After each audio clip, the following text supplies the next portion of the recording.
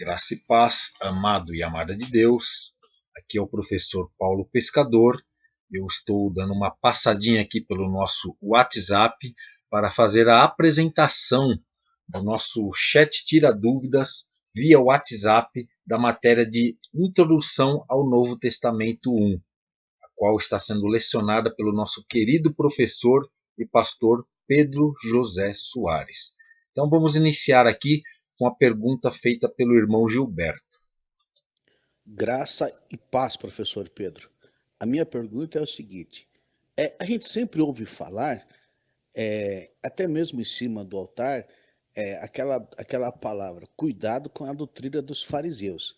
Então, o caso é o seguinte: a minha pergunta é a seguinte: o problema está na doutrina ou está nos fariseus? Sendo que os mesmos desempenharam um papel importante na época dos Macabeus. Amém? Muito obrigado.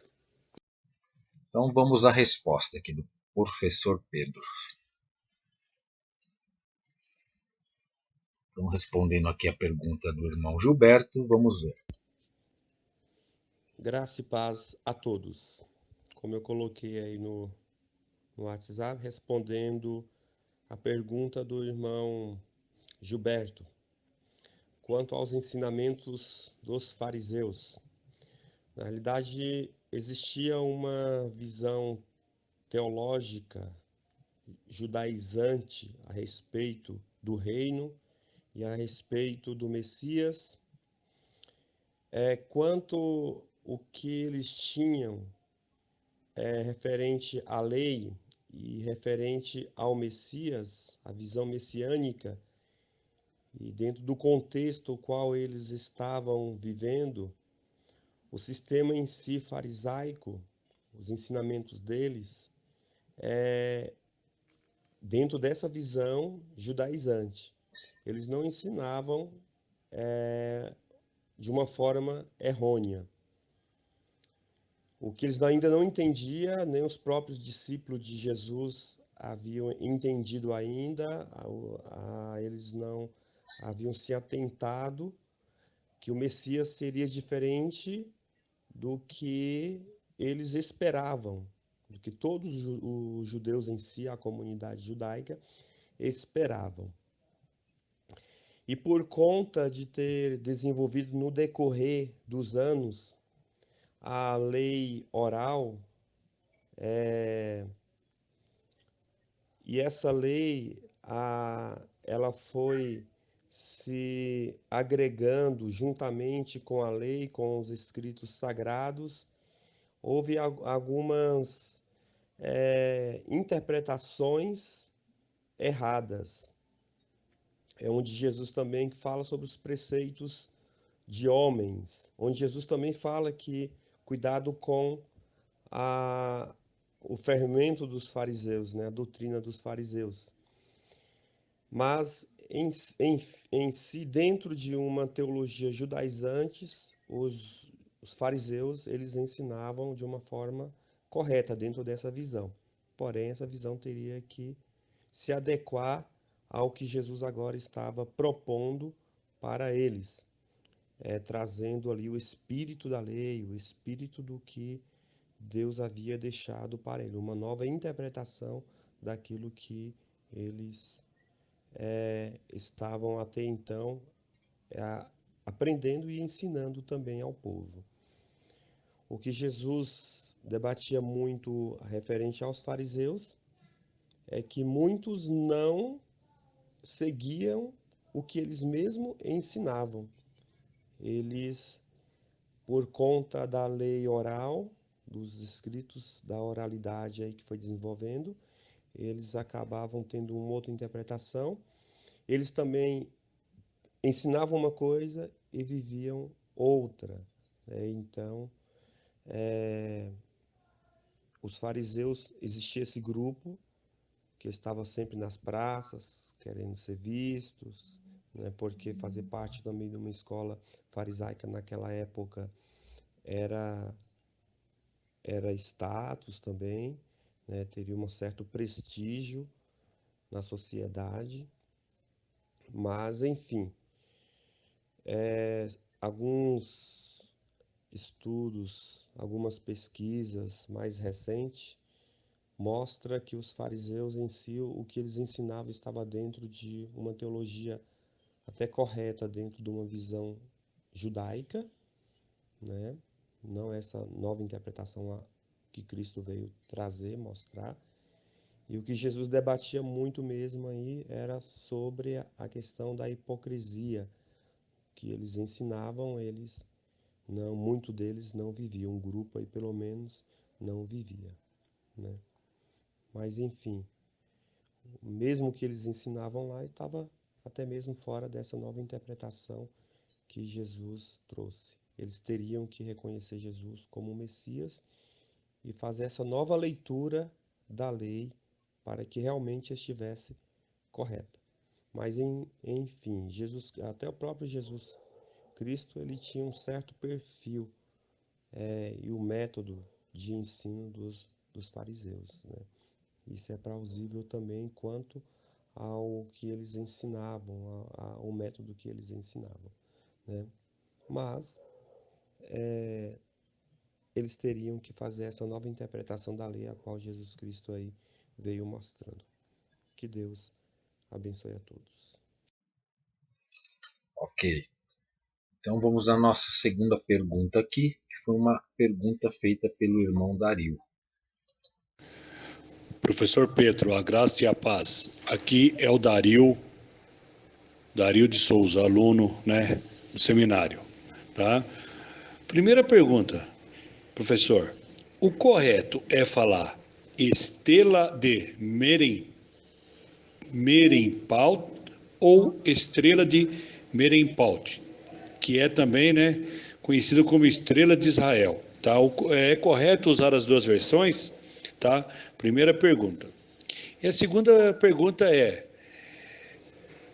a única referência do nome de Israel em documentos egípcios referido ao povo israelita. Esse nome, Estrela de Merenpaut, é a única referência que nós temos realmente nos documentos egípcios? Nos documentos, né, egípcios, referentes ao povo israelita, e através de algumas pesquisas que eu efetuei, eu percebi que essa estrela de Merenpart era o nome, né, de um faraó do Egito, que viveu em 1224 a 1204 a.C., e que foi o 13º filho de Ramsés II. Todos essa referência que eu falei, a terceira pergunta, isso procede ou é simplesmente teorias de outros autores? Então vamos à resposta, meus queridos.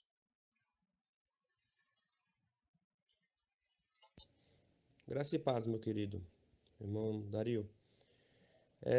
Referente a alguns achados, hoje já se encontra também outros achados aí, que também menciona a presença dos judeus ali. Mas essa é a mais antiga que nós temos, que fala sobre a presença dos judeus, a história ali que aconteceu com os judeus. Estela de Merenpau, isso procede, realmente foi um achado e foi desse faraó aí. Alguns colocam em estrela de Israel, justamente por contar ali a história de Israel. Mas, pelo que eu percebo aqui, é a mesma, é o mesmo achado, né? Mas já foram encontrados também em alguns textos comprovando a presença deles lá no Egito. A, Como eu falei, esse é o achado mais antigo que nós temos aí. E justamente Ramsés aí foi da época de Moisés, né? Um rei que viveu ali com Moisés ali na época. E, e essa estrela de Menopau aí, ela é mais próxima aí porque como a irmã falou, né? É um dos filhos aí. Mas esses achados acabam comprovando, e é fato, porque é um achado arqueológico, e esses achados eles acabam aí comprovando que a Bíblia, as histórias bíblicas, elas são verídicas, né? Pois bem, queridos, vamos agora à pergunta do irmão Alan.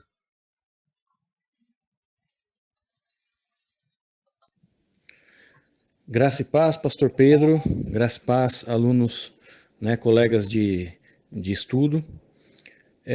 Pastor Pedro, eu tenho uma pergunta, né, que ela, para mim, ela já tem uma certa resposta, né, e eu vou até dizer qual é, mas eu gostaria de ouvir, né, a opinião de outras pessoas, né, a opinião de um professor, né, e ver o que o senhor pensa a respeito disso. Então vamos lá. Uma coisa que muito se ouve, né, e é uma... A gente, na nossa igreja, a gente costuma dizer, eu congrego na Igreja Batista, Família Aliança, né, igreja em que o pastor Sandoval, que é o diretor da FABC, né, ele é o pastor presidente, e uma coisa que a gente costuma dizer muito lá é a respeito de evangeliquez, né? Então, o que é o evangeliquez? São aquelas palavras prontas, né, que o evangélico novo convertido aprende e tal, e que fica repetindo, né, como um papagaio. Ele não pensa, ele não põe uma proposta, não tenta entender, né, ele simplesmente repete. Dentro desse evangeliquez, uma coisa que nós ouvimos com bastante frequência, né, é quanto à inerrância da Bíblia, a Bíblia como a verdade absoluta, né, e a Bíblia como um instrumento que deve ser usado como uma fonte de certezas, né? Então, beleza. Nesse ponto, eu concordo, né, do ponto de vista da fé, né? Então, do ponto de vista da fé, no que toca a defesa da minha fé, eu creio na Bíblia como a verdadeira revelação de Deus, aquilo que Deus deixou para nós como princípios da sua vontade para, né, a vida dos homens, e creio absolutamente nisso, né? Agora, há pessoas que, por exemplo, entram em discussões querendo fazer uma defesa com relação a itens que são indefensáveis, né? Então, como a gente tem estudado, né, esse período anterior ao Novo Testamento, né, dos povos que formaram tal, é inevitável, né, a gente deixar de pensar, por exemplo, em algumas citações bíblicas, como por exemplo a Dario, né, ou Dário, como alguns falam, Dario o Medo, né, que extra-bíblica não há nenhum tipo de menção a esse rei Medo-Persa que só tem no relato bíblico, e não há nenhum outro tipo de menção com relação a esse rei do Oriente. Também há outras, né? Como, por exemplo, quando fala que Belsazar foi filho de Nabucodonosor, e historicamente sabe que não foi isso, foi Nabonide, né? Então, e entre várias outras, né? Mas eu dei esses dois exemplos porque são relatos que não relatam, por exemplo, algo que a gente pode comprovar como histórico, né? Ah, a pessoa que escreveu, ela pode ter se enganado, colocado o nome errado? Claro que pode, não tem problema nenhum nisso, né? Agora, essa defesa, né, da Bíblia como inerrante, querer empurrar, né, fatos que a gente olhando assim, a gente discute, né, se aconteceram dessa mesma maneira mesmo. Alguns fatos que, por exemplo, a data não está batendo, né, a gente sabe que isso aconteceu também. Como que o senhor encara isso, né? O senhor encara da mesma maneira que eu, né, que não, que realmente a Bíblia é inerrante quanto a vontade de Deus, quanto a revelação, né, de Deus, quanto ao propósito de Deus para a humanidade, mas que, pô, em um momento ou outro pode ter alguma coisa aqui que realmente a gente entende que o escritor, ele, mesmo que inspirado, ele pode ter errado ou qualquer coisa assim.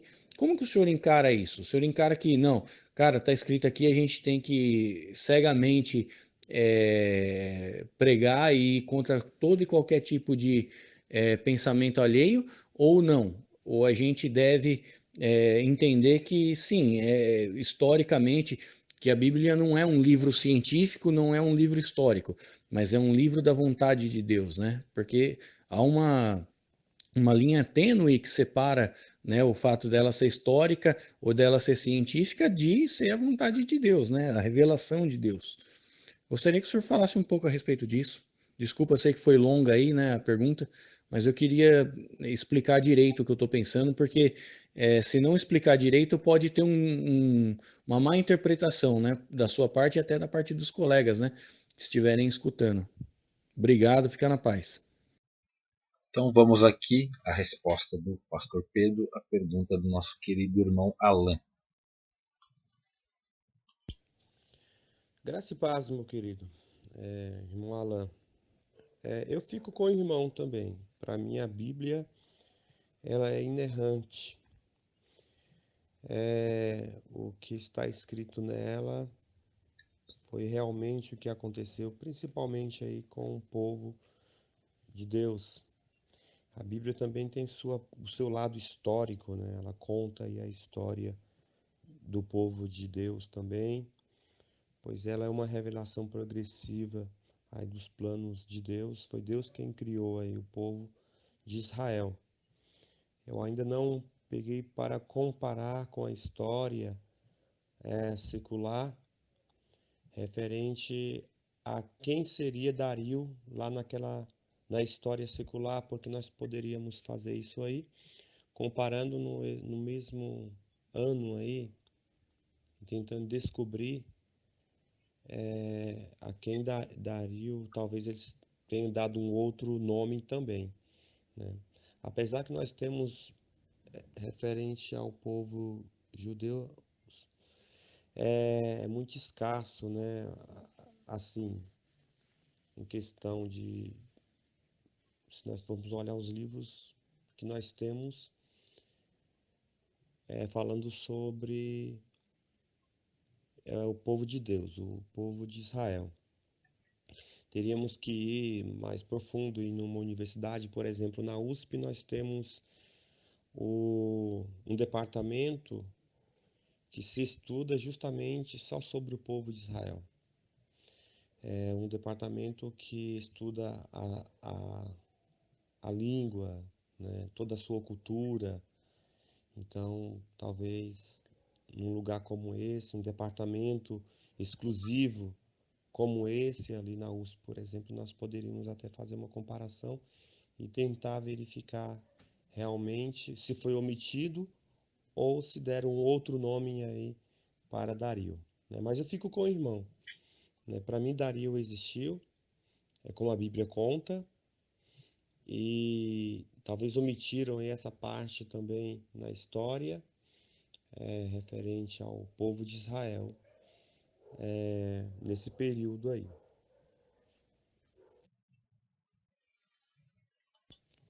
Secularmente também nós temos o Joséfo, né?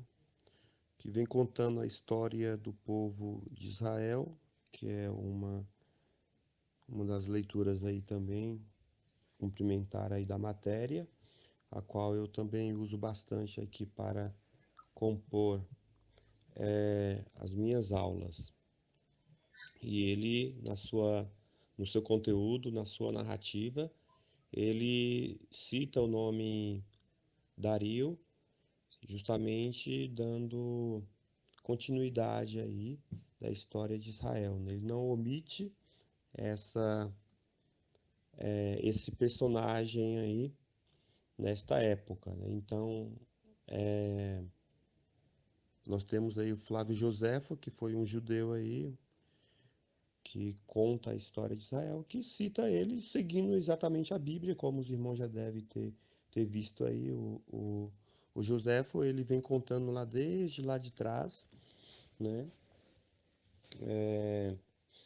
Desde quando começou a terra realmente ali, ele vem falando sobre a criação do mundo, desde Adão e Eva até após Cristo aí, a- todo esse tempo aí de história, né?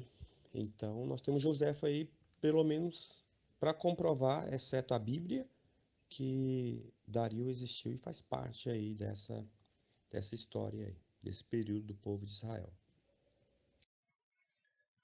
Muito bem. Foi uma boa pergunta do irmão Alain. E para quem tiver aí curiosidade, eu indico 2 livros que me vieram à mente agora.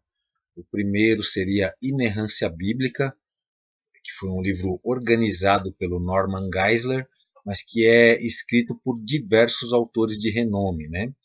E o outro livro que eu indico também é História de Israel no Antigo Testamento, do Samuel Schultz.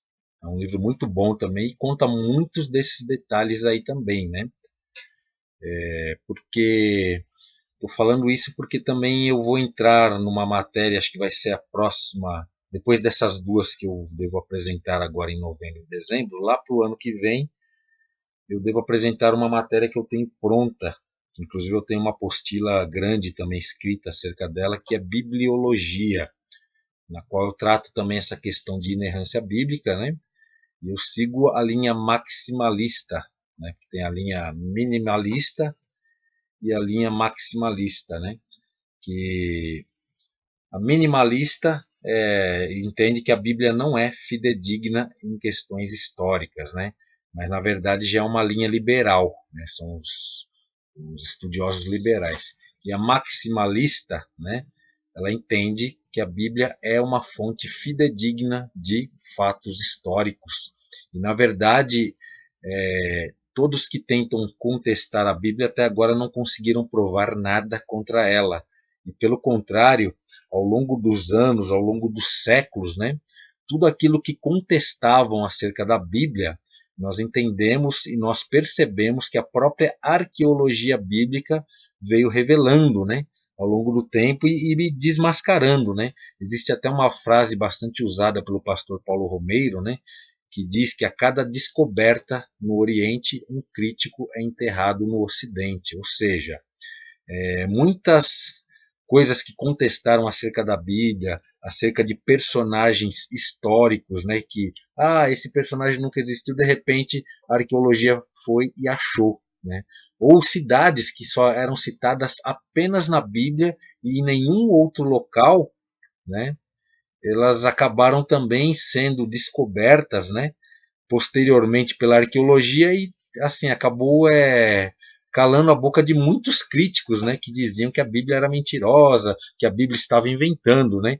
Então é uma coisa em que inclusive os autores ligados à área da arqueologia, como Randall Price, né, como o próprio Keller, né, entre outros, né, eles sempre estão assim alertando o seguinte: para nós sempre, quando se trata de questões históricas, que não são aquela questão central da fé, mas questões históricas, né, para sempre estar de olho nas novas descobertas, porque elas sempre estão trazendo novas luzes, né? Embora a arqueologia em si ela não seja como se diz, axiomática em si mesma, ou seja, a Bíblia é axiomática, ela é autossuficiente, a arqueologia não, ela traz, na verdade, elucidação, né? Ou seja, ela joga luz, e tem jogado luz em muitas coisas, em muitos contextos, em muitas coisas que não se entendia acerca da Bíblia, inclusive até da época de Abraão e de outros personagens, né? Então é algo assim que eu sempre também tenho defendido, é a questão da fidedignidade da Bíblia acerca de fatos históricos, tá? Assim, tem gente que levantam questões realmente aí que não é, mas a maioria é liberal. E nós temos uma fonte de fé, porque a fé, eu vou falar para vocês, ela não é algo subjetivo. A fé, ela não é algo irracional. Pelo contrário, a fé ela é totalmente racional e nós temos bases objetivas, ou seja, nós temos provas, nós temos manuscritos, né? Coisas que não dá para contestar. E normalmente quem tenta contestar é quem parte para o lado subjetivo. Usam-se, por exemplo, o método histórico crítico, né? Eles usam muita subjetividade com o nome de ciência, e na verdade não é ciência. Eles estão baseando muita coisa em suposições, enquanto aqueles que têm a fé têm o dado concreto na mão. Então a nossa fé ela é histórica, né? Ela é histórica, a história acompanha, né? O próprio Senhor Jesus Cristo é um personagem histórico, inclusive vocês vão perceber que a própria ressurreição ela é comprovada historicamente. Mas eu não vou falar o porquê agora, porque é coisas para outras matérias. Também perdoa até ter entrado aqui e estendido um pouquinho, mas como faz parte de uma matéria que eu também vou dar, né? Eu dei a minha pitadinha aí. Me perdoe, pastor Pedro também. Mas como o pastor Pedro é muito amigo meu, eu tomei esta liberdade aqui, né? Então vamos lá. Mais um aqui que pode ter respondido, que fez a pergunta, aliás, é o irmão Rinaldo. Vamos ouvir a pergunta do irmão Rinaldo. Graça e paz. A minha pergunta é: os fariseus, eles não tocavam em cadáveres. Logo, isso deveria ser um serviço de outras pessoas, que, ao meu ver, seria hipocrisia da parte deles. Eles não faziam, mas ordenavam outros que fizessem. Ou havia alguma forma ou alguma brecha entre aspas, na lei que eles defendiam, na doutrina que eles defendiam, para que eles pudessem fazer isso, no caso da morte, porque se é uma comunidade farisaica, logo todos não deveriam tocar em cadáver. Deus abençoe. Então vamos à resposta do nosso querido professor e pastor Pedro. Respondendo ao irmão Rinaldo aqui.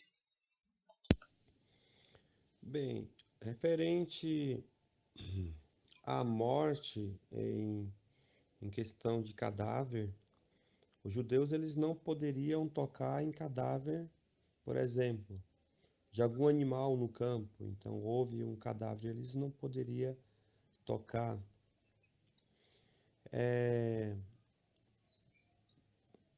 Referente a pessoas mortas também, eles não deveriam tocar. E segundo a tradição judaica, se ele tivesse alguma posição na sinagoga, ou seja, se ele fosse um judeu que tivesse fosse um dos Kohen, por exemplo, ele não poderia nem se aproximar do local que estava acontecendo o velório, né? O corpo ele estava sendo velado por aquele momento. Mas enfim, a família teria que fazer o trabalho dessa pessoa, desse parente, desse familiar que faleceu.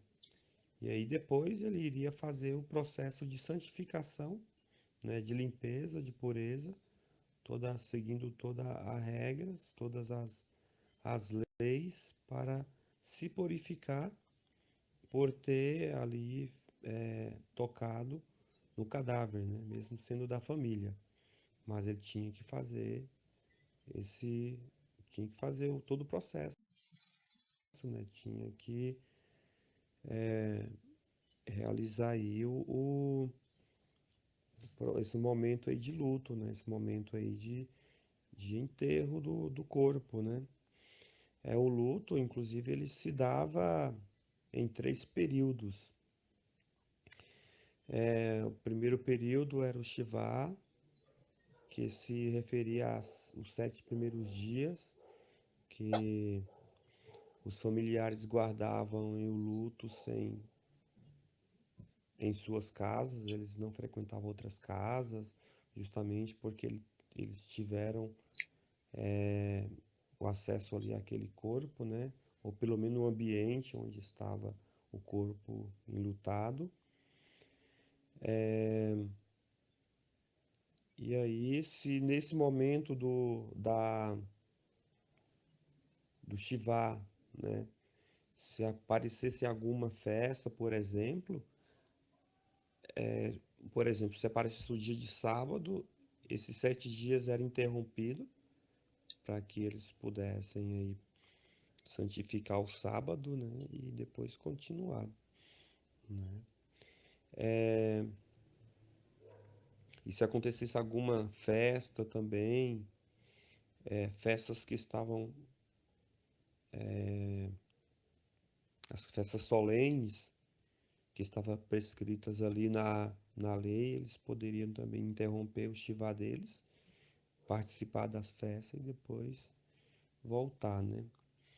Mas enfim, eles participavam, eles tinham que fazer essa o luto, eles tinham que fazer o velório aí e, e depois passar pelo processo de santificação, de purificação, né? Eu também não comentei sobre os dois outros períodos de luto. Depois entraria o segundo período, que era um período de 30 dias. Tudo isso já feito aí o processo de santificação, de purificação, por ter passado por esse momento aí na vida deles de um luto, né? De alguém que morreu na família. E aí o segundo período é o Shloshim, que é um outro período que assim que termina o Shiva, aí já começa o Shloshim, que significa aí 30 dias, e a partir desse momento eles ficam no estado ainda aí lamentando ou, né, chorando aí, fazendo as suas orações, as leituras voltadas para o enterro, para o luto, né, para a morte, mais 30 dias depois do Shiva. E o terceiro tem também um terceiro período que, que é observado pelo pai também, pela mãe, somente aí pelos esses dois, e é conhecido como Avelut. E termina, esse período é um período mais longo, termina depois de 12 meses após a morte aí da pessoa, né? O Xeluxim já pro filho, o filho também, ele recita durante esses 12 meses alguns textos, né?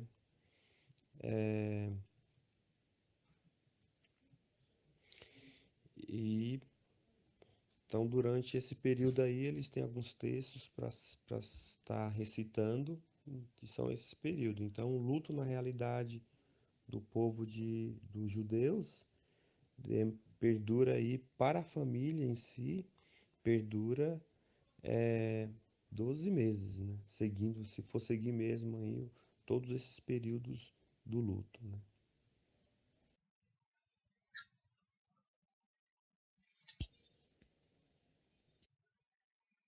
Ok. Então vamos aqui, meus queridos. A pergunta do irmão João Batista. Vamos lá.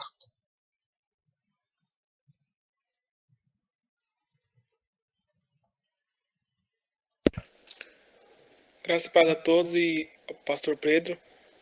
Por favor, pastor Pedro, eu gostaria de saber mais em relação. Minha pergunta seria mais em relação à questão da diáspora, mais em cima dos prós e os contras. Claro, tendo em mente que a maior consequência que teve é a propagação do nome de Deus.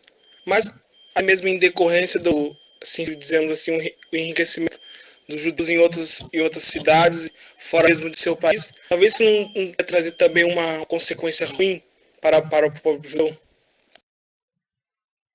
Bem, a gravação aqui no WhatsApp do irmão deu alguns cortes, mas acredito que tenha dado para entender aqui. Vamos à resposta do pastor Pedro.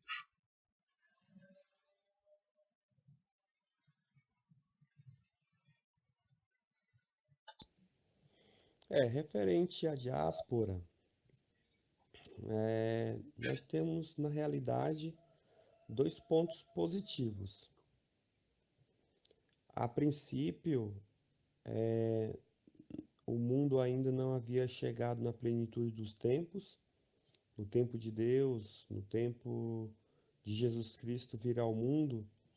Então foi uma forma também dos outros povos saberem que, através da cultura judaica, através do pensamento judeu, que existia um único Deus, que existia um Deus que criou todas as coisas. Porque o mundo estava mergulhado, estava afundado em um paganismo só, né?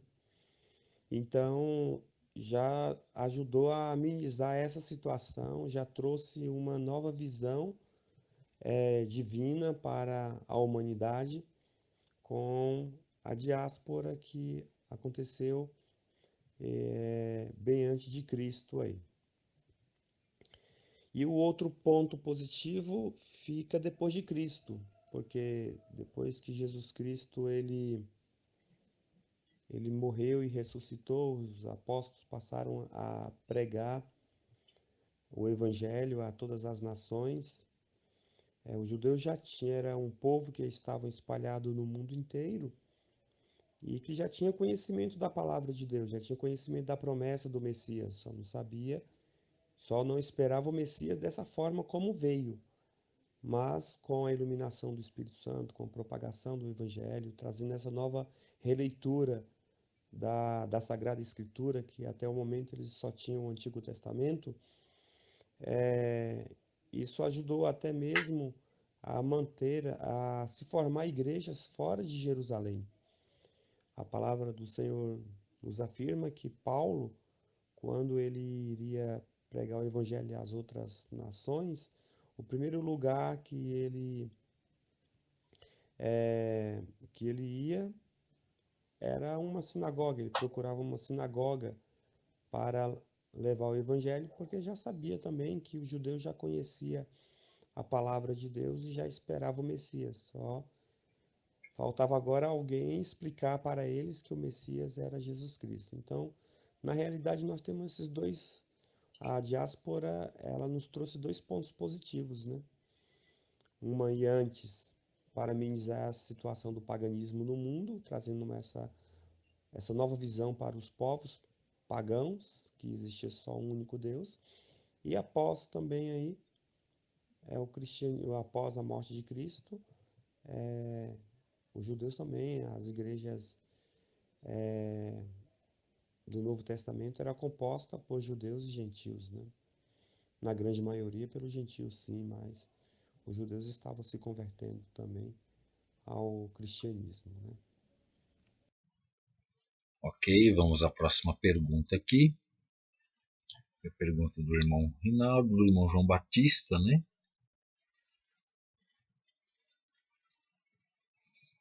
Tem uma pergunta do irmão Regis aqui, né? Ele está perguntando. A minha pergunta é simples. Eu acho, existem registros da história do povo de Israel nos livros de história secular?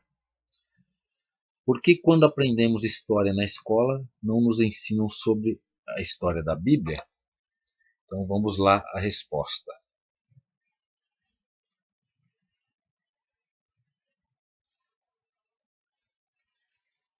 Aqui.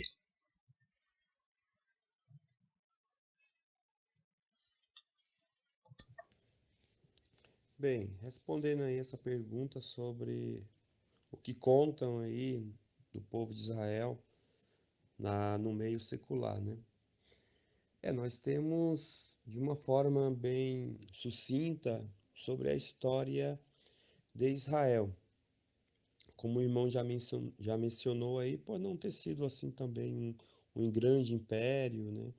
Mas nós temos, nas escolas, por exemplo, conta-se muito pouco mesmo sobre o povo de Israel, de uma forma bem sucinta mesmo, né? Mas chegam a contar, né, sobre que existiu esse povo, né, mas não se aprofunda realmente, né, como o irmão já contribuiu aí com a sua fala, né? não se aprofunda. Onde nós podemos aprofundar um pouco mais sobre a história de Israel, do povo de Israel, em uma universidade e também em um departamento específico sobre este povo. Como eu comentei aí anteriormente, na USP, por exemplo, existe um departamento que é voltado para o povo de Israel, né? Então lá estuda-se toda a história de Israel. Ensina as línguas, o hebraico. Tem um professor que inclusive ensina até o aramaico, lá, o professor Reginaldo. Eles têm aula, o Reginaldo também dá aula na graduação de hebraico bíblico e o Gabriel dá aula de hebraico moderno, né? Que é a língua falada hoje lá em Israel. Enfim, existe esse departamento lá, mas secularmente aí fora, né? Fora do centro universitário, se fala muito pouco realmente, né? Não sei se eu respondi aí. Nos livros históricos conta, sim, a história de Israel de uma forma sucinta, né? De uma forma concisa, mas encontra-se nos livros de história falando sobre o povo de Israel, né? Não, por exemplo, não como Joséfo, né? Conta toda a história de Israel, que hoje nós temos um único volume aí. Os livros de Joséfo, por exemplo, são vários livros que agora eles colocaram em um único volume, né? Que nós temos aí pelo menos mais de 1.500 páginas, 1.600 páginas, quase, falando só sobre a história de Israel. Então, se nas escolas, por exemplo, quisesse realmente saber sobre toda a história de Israel, teria que talvez aí consultar aí o Joséfo, né? Que é a obra mais completa que nós temos fora da Bíblia sobre o povo de Israel. Ok, vamos a mais uma pergunta aqui. O irmão Dario fez mais uma pergunta. Vamos lá. Querido irmão, a paz do Senhor, que é o Dario. Em relação à sua pergunta sobre história, eu creio, né, que a finalidade desse chat é nós estarmos, né, também como alunos estarmos, né, discutindo alguma coisa, né, em relação à matéria. O que eu sei, tá, posso adiantar que infelizmente, né, eu sou professor, tá, nível técnico. Infelizmente as escolas hoje de nível básico, né, que é até o colegial, fala-se muito pouco, sabe, sobre história, né? Até a história do Brasil, infelizmente, o nosso ensino é fraco, tá? Infelizmente é muito fraco. Agora, a faculdade de história em si fala-se superficialmente alguma coisa sobre o povo de Israel. Só que a minha preocupação tá? Eu falo isso aí até como tristeza, né? Que eu tenho um conhecido irmão meu que fez faculdade de História e através disso ele ficou descrente da Bíblia, né? Então eu não sei em si o que fala na faculdade de História sobre a Bíblia, mas o meu irmão era uma pessoa que ia na igreja e tudo e desanimou, porque diz, né, que aprendeu na história que muitas coisas da Bíblia não é real, tudo, e começou até a discordar algumas coisas da Bíblia, tá? Mas é falado sim algo. Agora, não sei, não tenho faculdade de história, não sei em si o que fala, mas alguma coisa superficial fala. Amém? Vamos ver se tem algum adendo aqui. Esse foi um adendo, logicamente, do irmão Dario. Vamos ver se o pastor Pedro fez algum comentário aqui. Só um momento. Assim, ele deixou apenas como adendo mesmo. Então, vamos a outra pergunta, né? Aqui, deixa eu ver. Irmão Denis. O irmão Denis postou uma pergunta. Vamos lá. Graça e paz, pastor Pedro. A minha pergunta é a seguinte: sobre os manuscritos, os rolos do Novo Testamento, onde eles estão, quem os detém e quantos manuscritos existem e se estão concentrados num único local, onde que eles estão atualmente? É uma boa pergunta da área de crítica textual, coisas que eu também escrevo bastante, mas eu não vou falar aqui. Vamos lá, a resposta do meu querido irmão Pastor Pedro acerca dos manuscritos. Vamos lá. Bem, referente aos manuscritos, os textos originais nós não temos, né? Na realidade, o que nós temos são as cópias desses originais aí. E esses manuscritos, na realidade, eles estão espalhados pelos grandes museus do mundo todo, né? Do mundo todo, assim, em Cairos, Paris, Inglaterra. Nós encontramos esses, principalmente no Museu de Cairo, encontra-se muitos manuscritos desses achados, né? Então, lá se encontra bastante, assim. Em Paris, na França, por exemplo, eles estão conservados nestes locais. Então, no Museu de Cairo, Paris, nesses museus assim, e fica até a mostra, não pode tirar foto justamente para não danificar. Aqui em São Paulo, justamente aqui em Barueri, também nós temos o Museu da Bíblia, aqui no município de Barueri, que também encontra algumas cópias de alguns manuscritos também. A entrada é gratuita, os irmãos podem também até um dia fazer uma visita aqui no Museu da Bíblia, aqui em Barueri. Então se encontra assim, esses manuscritos se encontra em diversos lugares, né? Paris, e aí vai, aí Cairo. Mas enfim, nós temos a Bíblia juntando todos esses manuscritos, todos esses achados, todas essas partes que foram conservadas.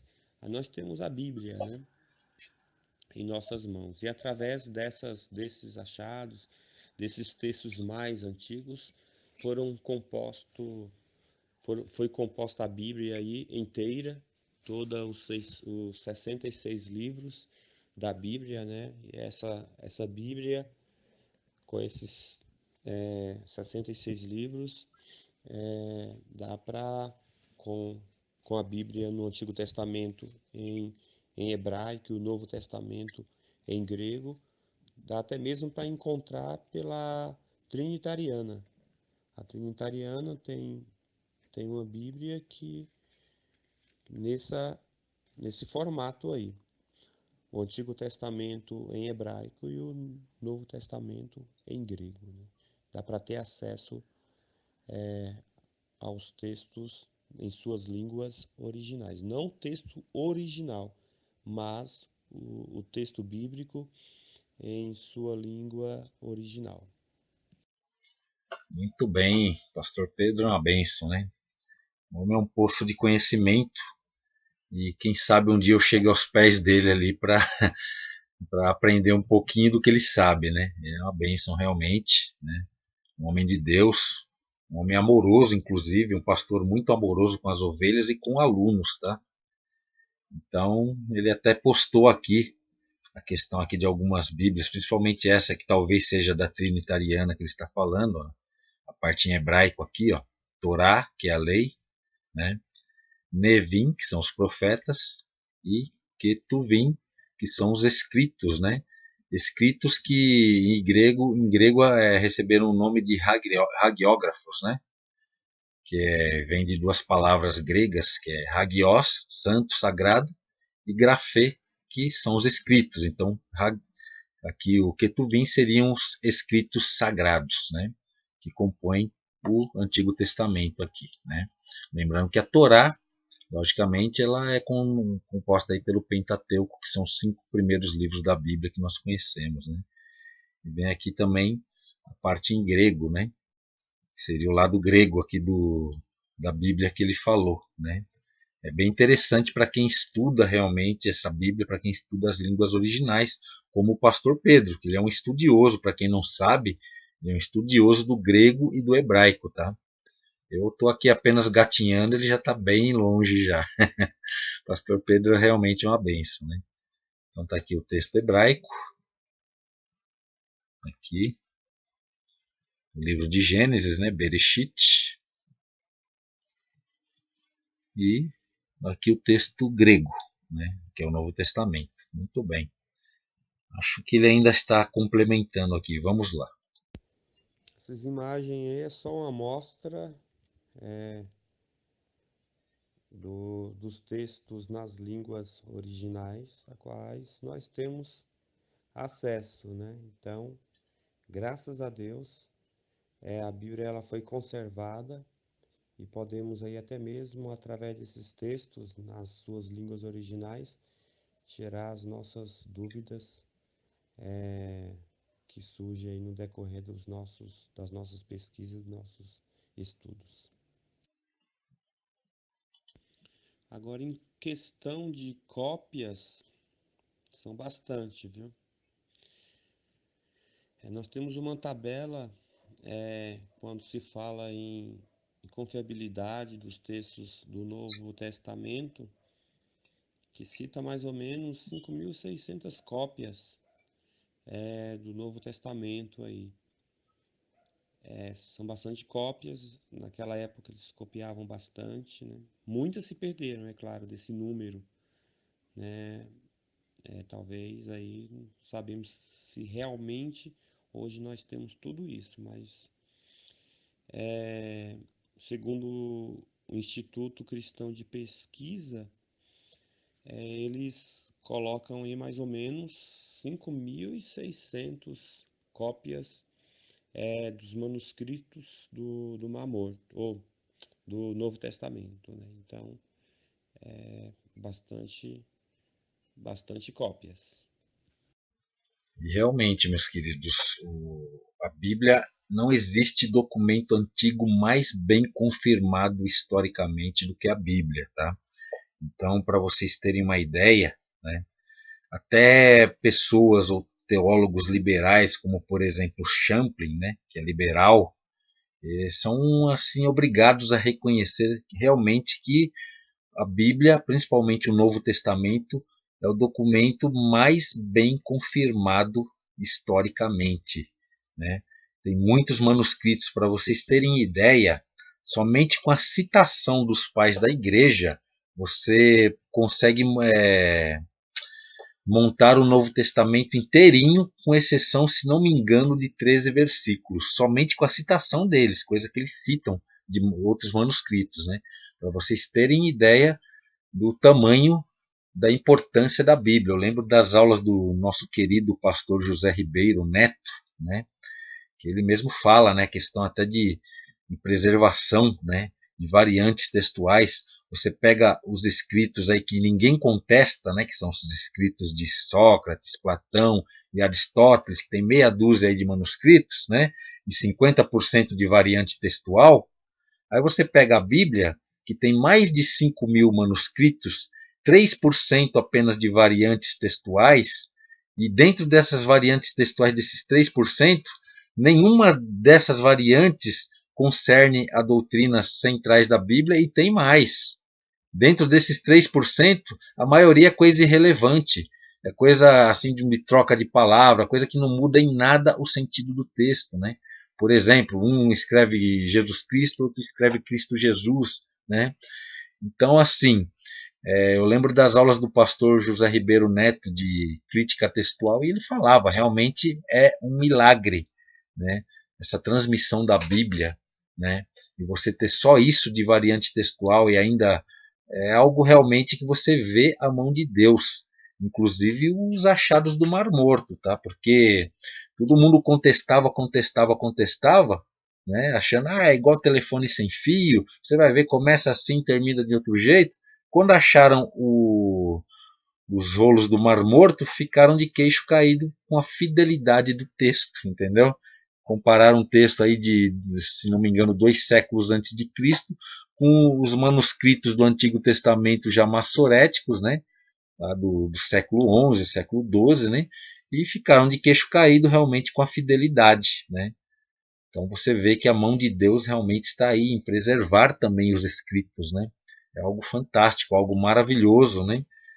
E as variações que tiveram ali foi coisa mínima, né?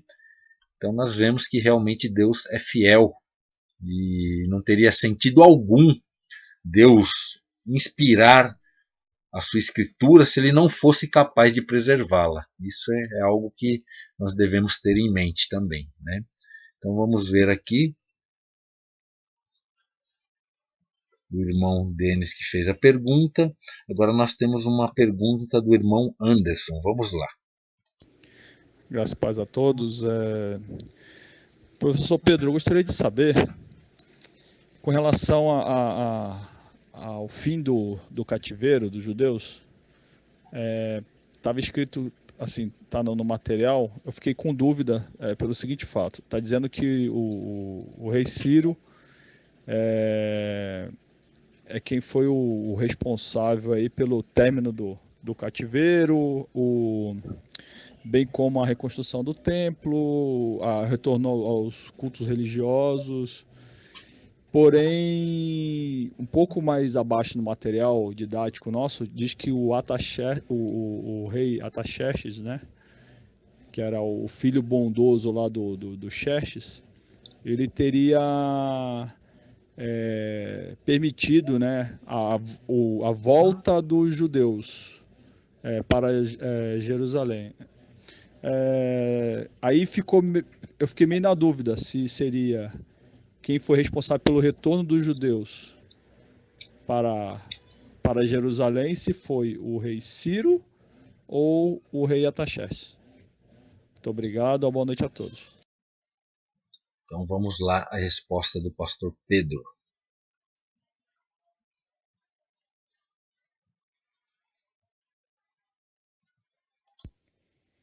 Bem, respondendo à questão do retorno dos judeus para a sua terra aí, o retorno se deu por 3 fases, 3 etapas na realidade. Sendo que o primeiro rei em libertar realmente o povo de Israel do cativeiro e dar toda a liberdade para eles foi o rei Ciro.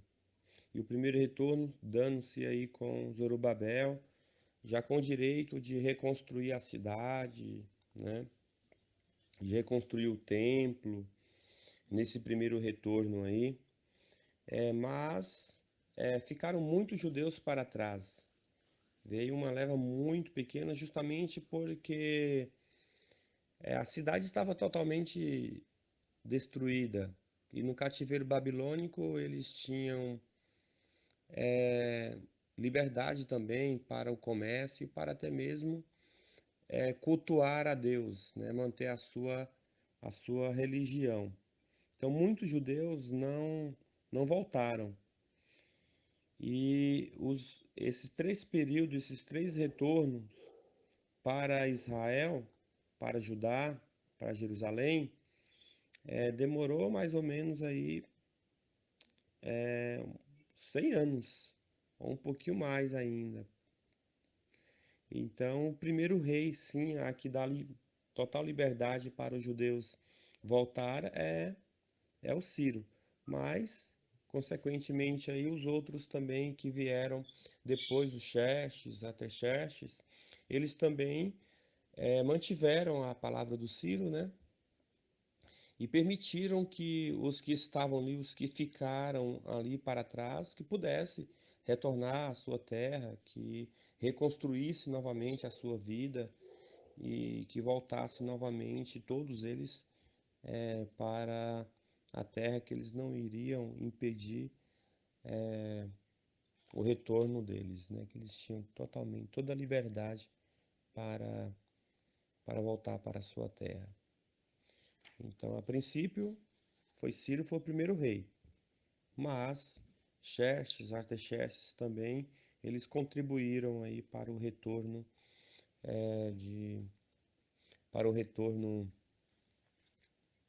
do povo à terra.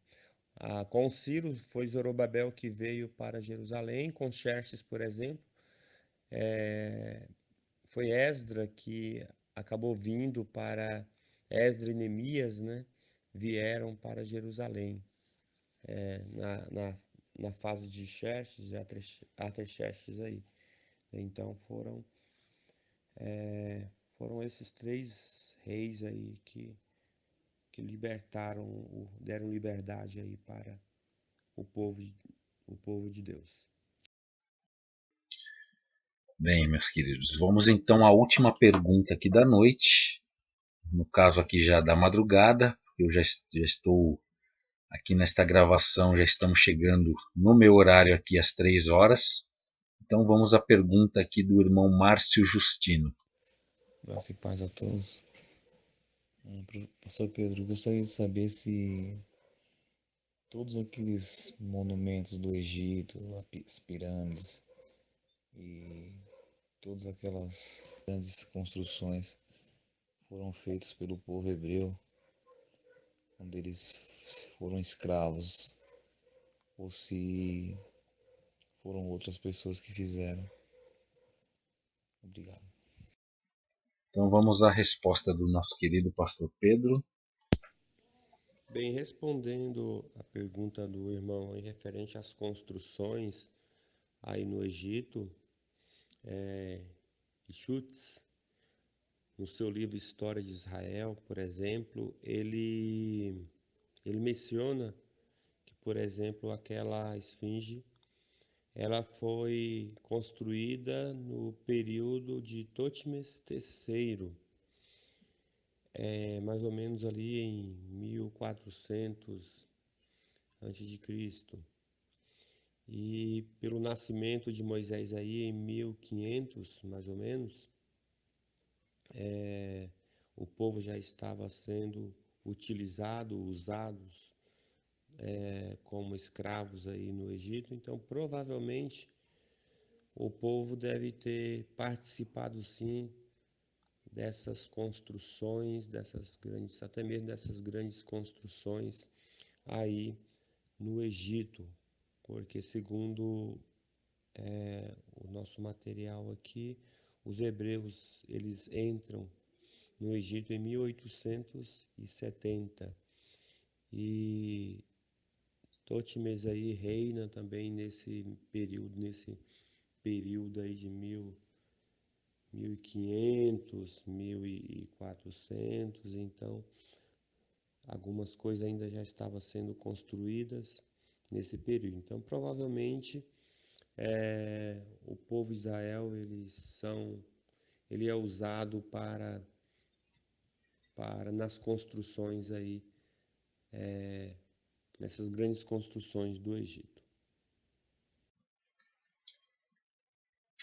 Amém? Então chegamos ao fim aqui do nosso chat. Tira dúvidas via WhatsApp da matéria de Introdução ao Novo Testamento 1. E agora eu apenas lembro, né, logicamente, se você está ouvindo isso que eu estou falando agora, é porque você realmente assistiu, né? É obrigatório assistir esse chat, tá? E declarar.